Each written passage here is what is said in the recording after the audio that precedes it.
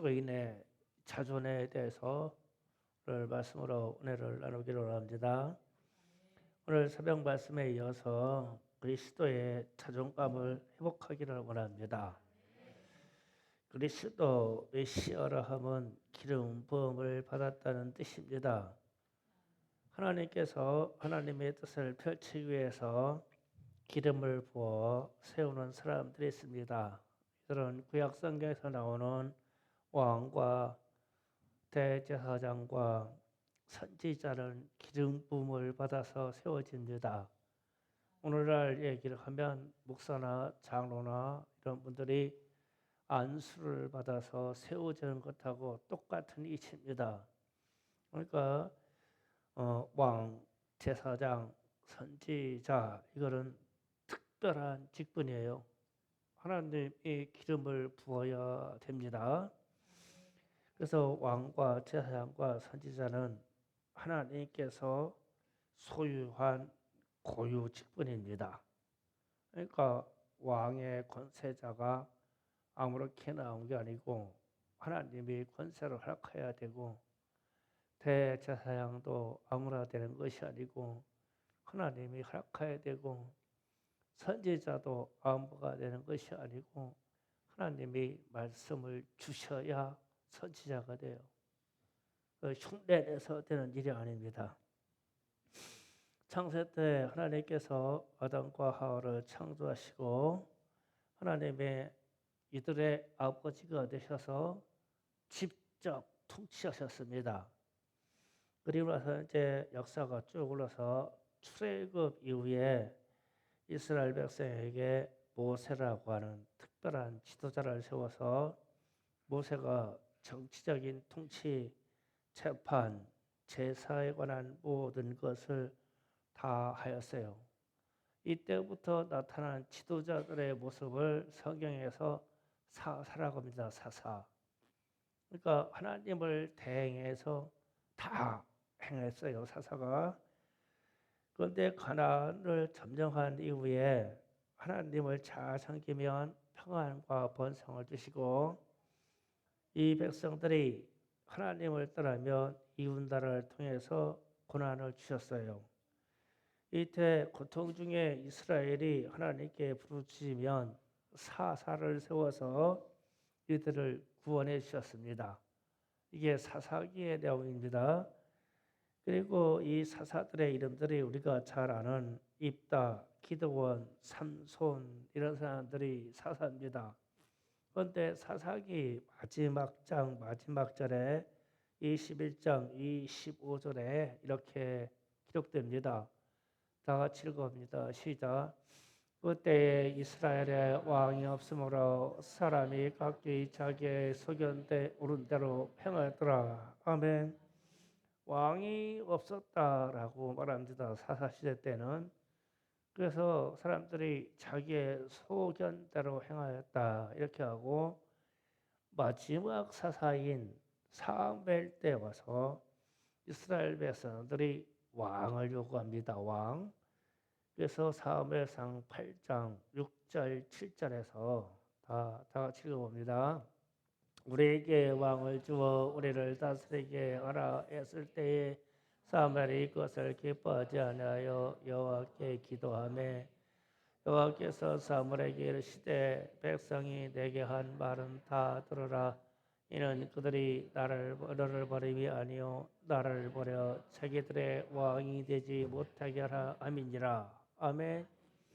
분명히 왕의 역할을 하나님이 해오셨는데, 마지막 사사 때 사무엘 때 이스라엘 백성들이 우리에게도 인간 왕을 세워주세요. 그러니까 나를 버려서 하나님을 버려서 하나님이 자기의 왕이 되지 못하게 합니다 라고 말했어요.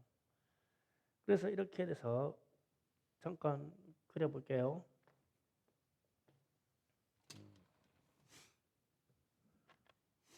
하나님이 사람을 세우는 큰 영역이 세 가지로 표현하면 왕. 이 왕도 원래 하나님이 하셨어요. 말씀에 하면. 그런데 인간 세상의 왕을 요구하니까 하나님이 왕이라는 직분이 사람들에 의해서 버려졌다.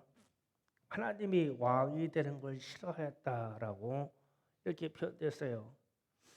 그러면서 이제 역사가 흘러서 열왕기, 역대기에 와서 보면은 왕들이 타락합니다.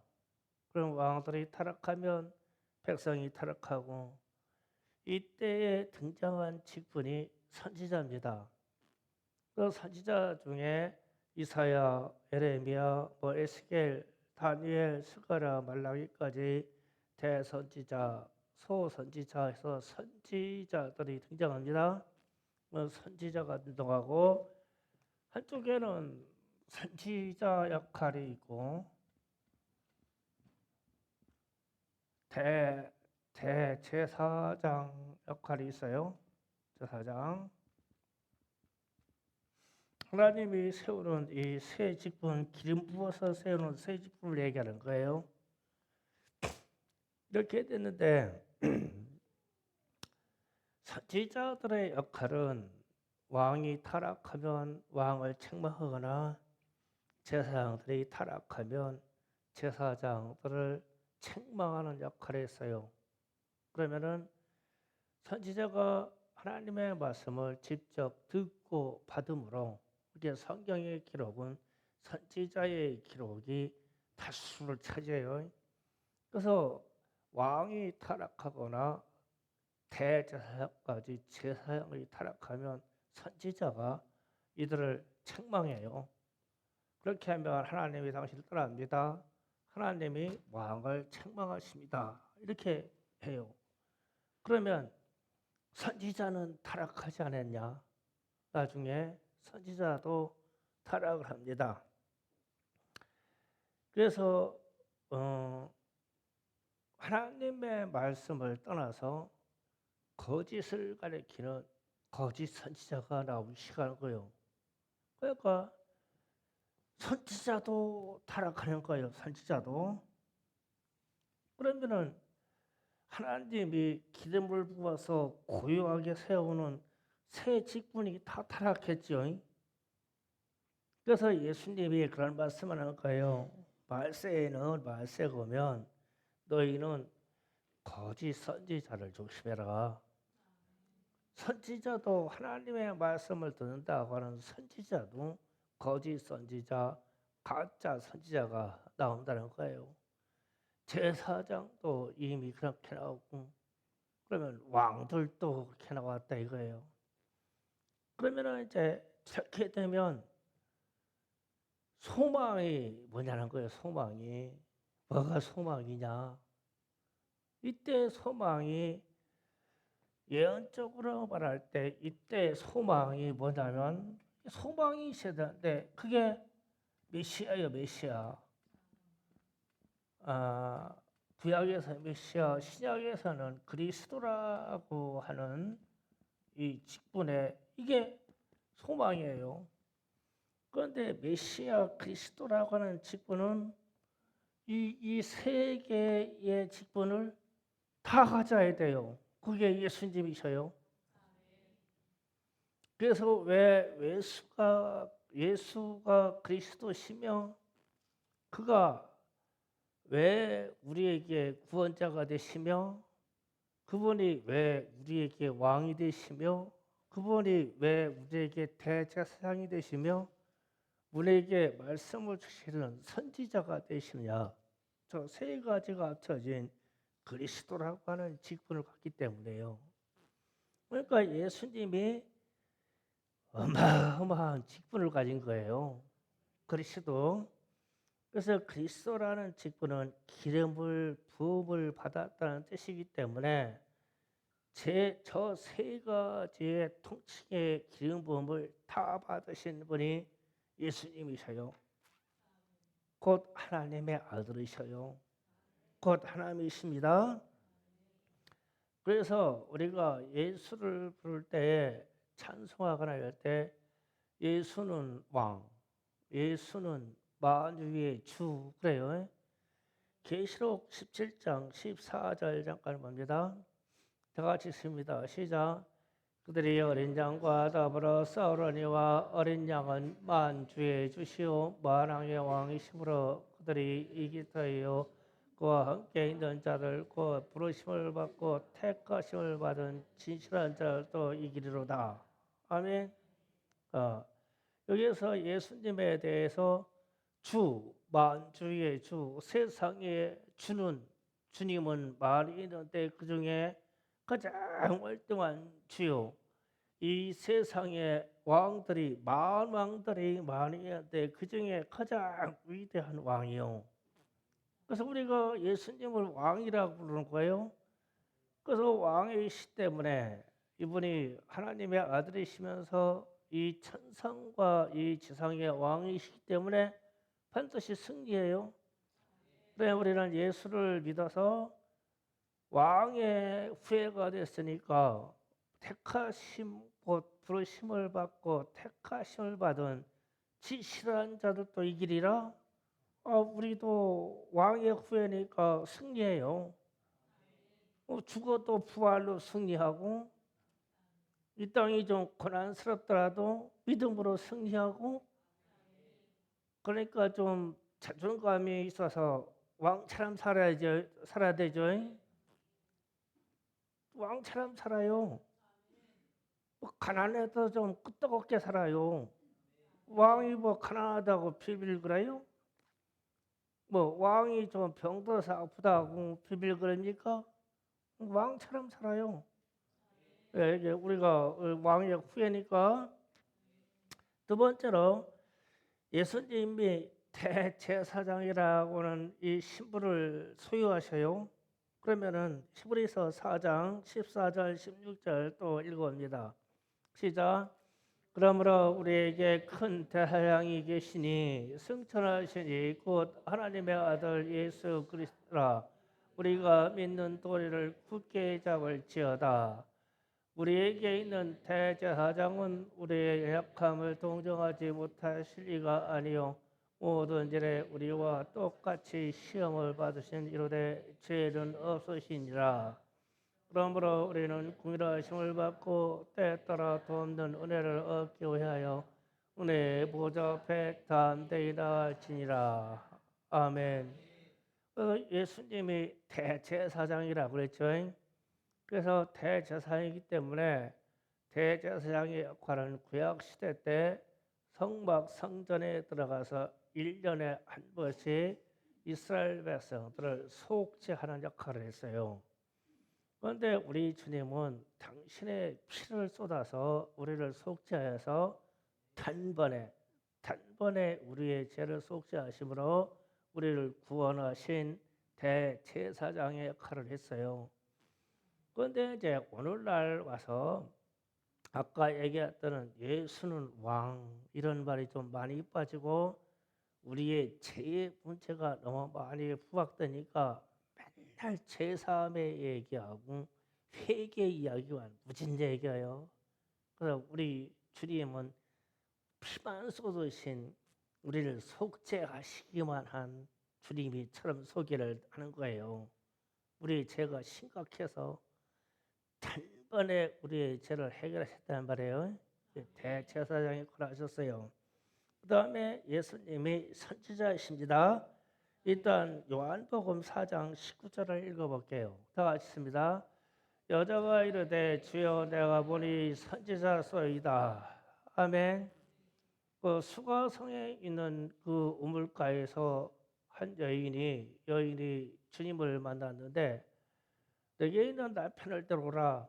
그러니까 지금 사는 남편도 남편이 아니고 앞에도 남편이 몇 있었다 뭐 이런 얘기를 하니까 자기의 비밀을 아는 사람이었는데 지나가던 어떤 사람이 그런 얘기를 하니까 나의 과거에 대해서 나의 미래에 대해서 모르는 사람이 없어? 모르는 일이 없어? 그러니까 선지자십니다. 예수님한테 이 고백을 하고 6장 요한복음 6장 14절에 또 봅니다. 시작.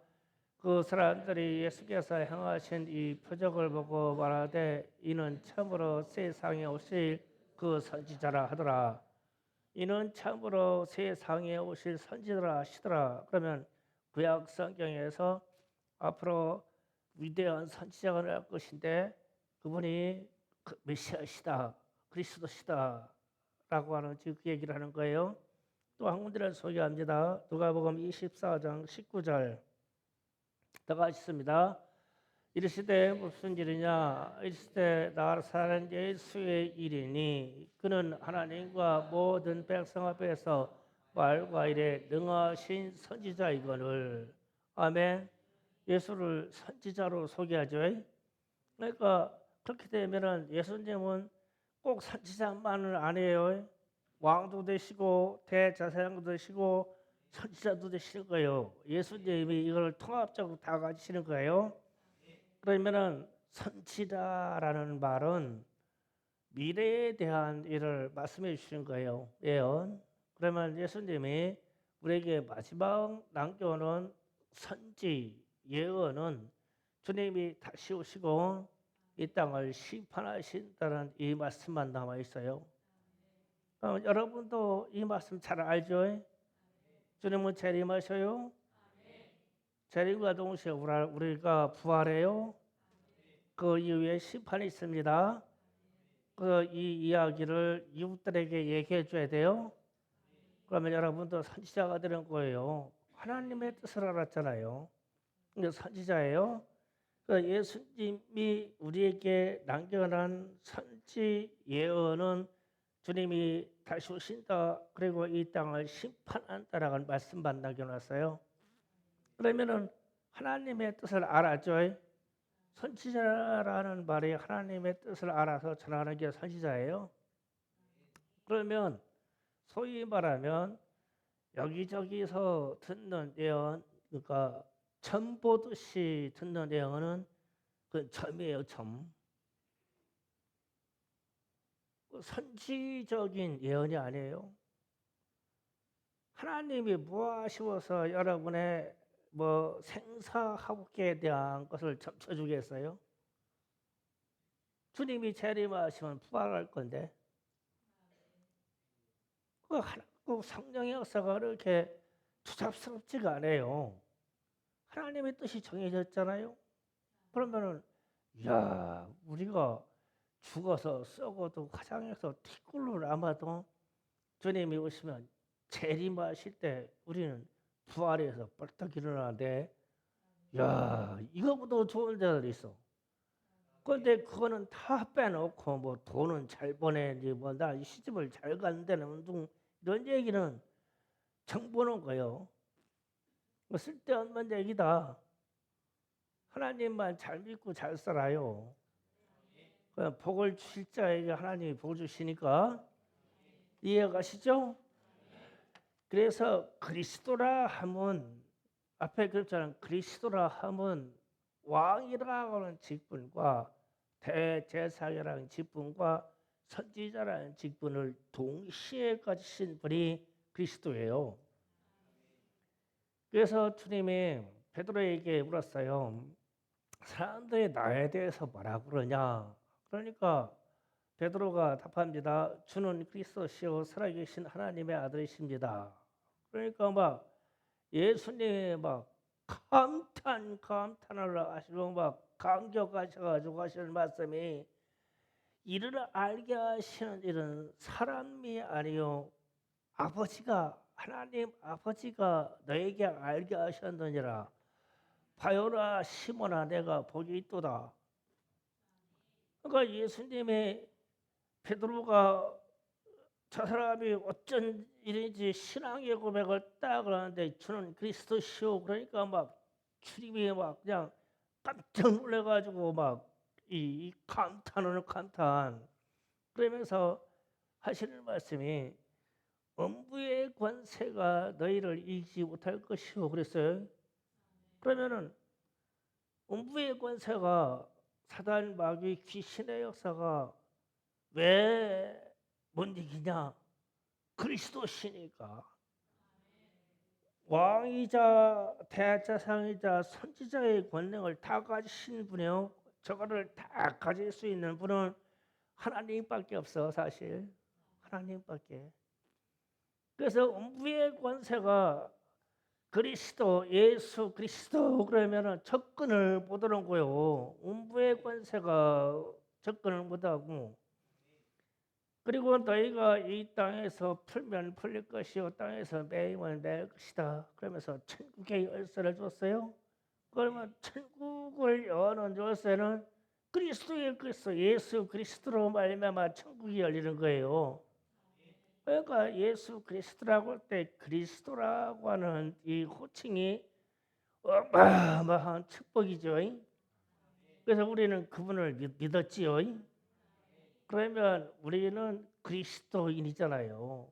그래서 그러면 우리는 그리스도인이면 우리에게도 왕과 같은 능력과 제사장과 같은 능력과 선지자 같은 능력이 우리에게도 있어요. 그래서 제가 말씀 제목을 그리스도인의 자존 좀 회복하자. 자존심이 아니라 자존감. 자존. 야, 우리가 어떤 사람이냐? 내가 그리스도인이요. 예수 믿고. 그러면은 야, 지금 말씀 들어보니까 그리스도라고 하는 이 호칭이 어마어마한 호칭이고 왕이고 대제사장이고 최고의 선지자네. 그러면은 그분을 믿은 우리는 그리스도인이면 우리는 그분의 자녀잖아요. 못돼도 왕자요. 아까 난 저기 조태이고 왕관들 다 우리 선교에다 올려놓는데 보니까 야, 이 사람들 뭐 안 해? 왕관 쓸만해. 왕이야 우리는 왕. 그러면은 좀 가슴 피고 살만하잖아요. 좀 왕이 좀 가난하면 어때요? 왕이 걸.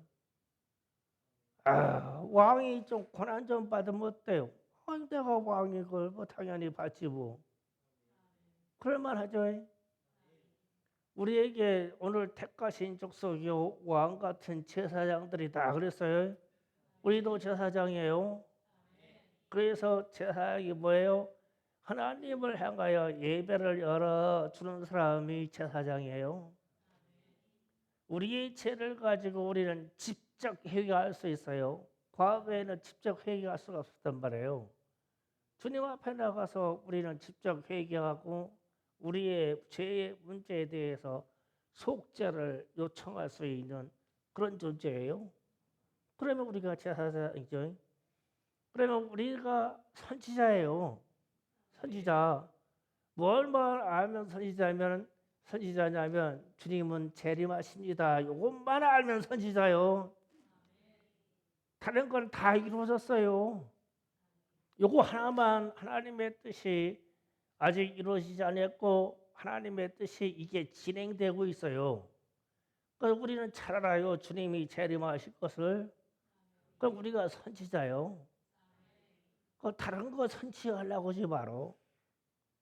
주님이 재림하시고 이 땅을 심판하시며 천국에 있으며 지옥에 있어서 구원받는 자들은 천국에 들어갈 것이며 구원받지 못하여 심판받는 자들은 영원한 불의 지옥에 들어갈 것입니다.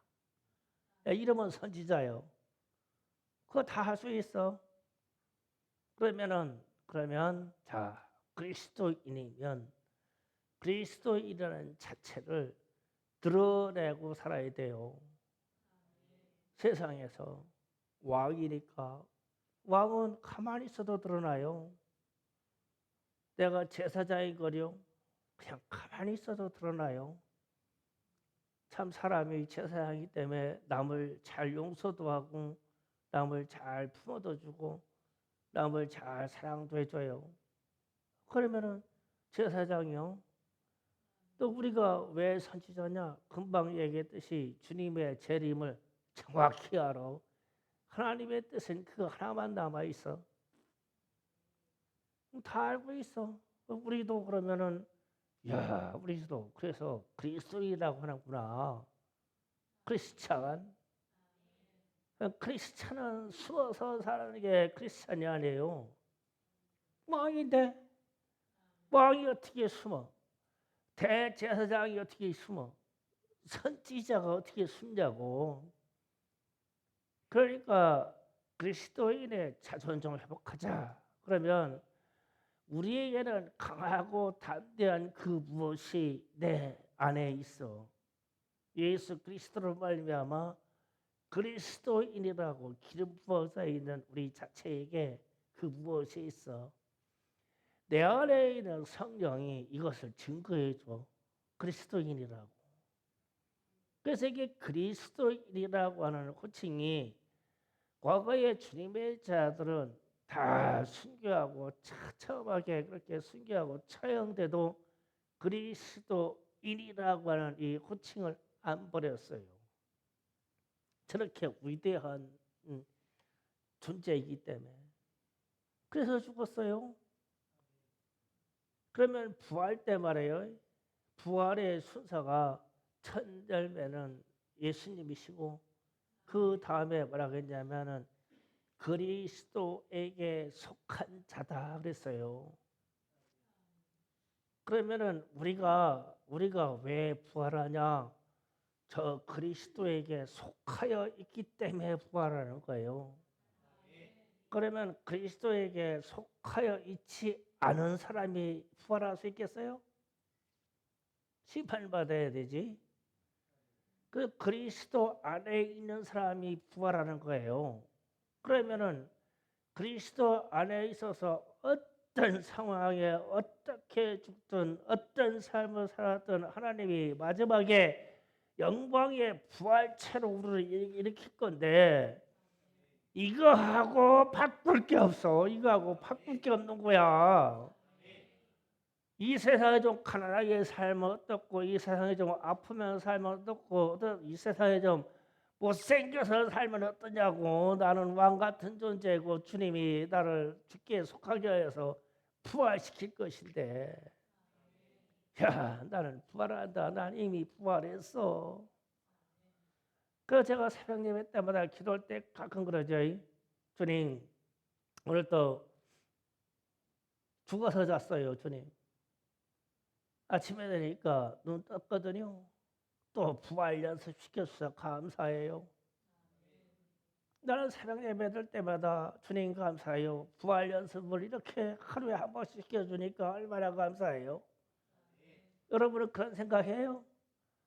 아이고 더 자면 좋은데 아이고 난 더 죽어야 되는데 아이고 난 더 죽어야 돼요. 더 죽어야 돼요. 이러지.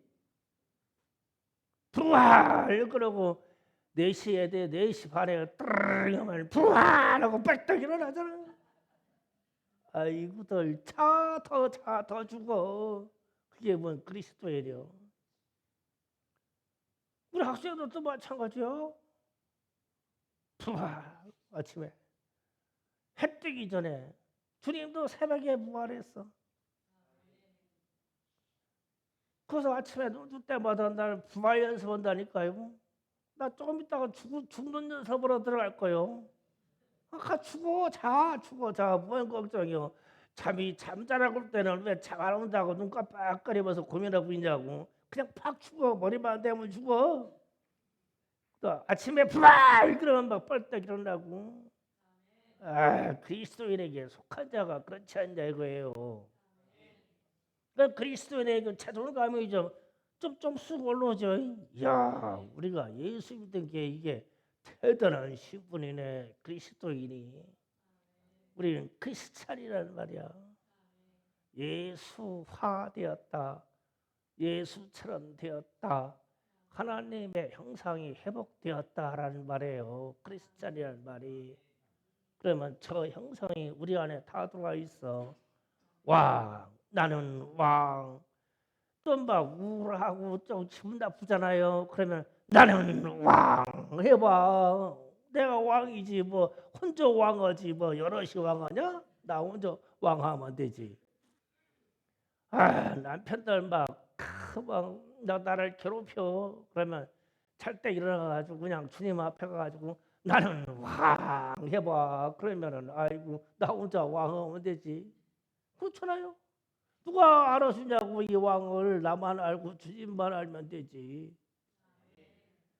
억울하고 아프고 남을 용서할 수 없고 막 괴로울 때 나는 대제사장.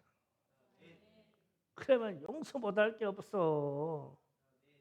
짐승 잡아가지고 피 가지고 발발 떨고 들어가는 게 아니라 그냥 예수의 피 가지고 그냥 나는 제사장. 뭐 그렇게 외쳐드릴 거 아니에요.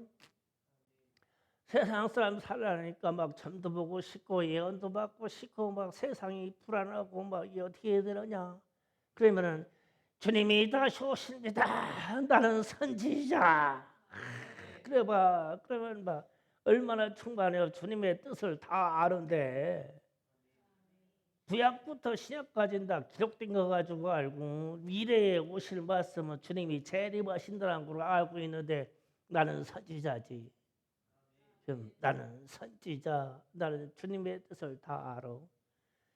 그래가지고 사랑이 안 왔는데 대학교 가가지고 뭐 신천지에다 와가지고 무슨 성경 공부자, 무슨 성경 공부자 어디에 막 무슨 하나님의 말씀이 살아 역사한다고 막 하나님의 말씀이 막 빨딱빨딱 뛴다고 다 거짓말이요. 내가 선지자인데 내가 하나님의 뜻을 알고 있는데 뭐를 더 배울 게 있냐고. 성령이 말씀해 주신 대로 내가 알고 있는데 강의 끄고 어물쩡거리지 마. 애들이 성경 공부하러 가자 그러면은 나 다 알아. 내가 선지자요. 내가 다 알아. 내가 가르쳐주라. 큰 소리 쳐야지. 내가 선지자가 주님이 재림에 오셔가지고 너들 같은 거 다 심판할 것이다. 그렇게 얘기해야지. 그 틈탈 것도 없어. 이단에 넘어가는 것들이 등신이요. 내가 선지자한테 뭘 더 알 게 있냐고. 좀 어깨가 좀 힘이 가죠. 야, 막 마음속에 무슨 막 배포가 생긴 것 같죠. 기도할 때 나는 왕, 나는 왕, 나는 왕. 혼자 왕하자고, 나 혼자 왕하자고. 내가 왕이 돼 누가 말할 거예요? 나는 좋아. 기도 준비합시다. 우리 자존감 가지고.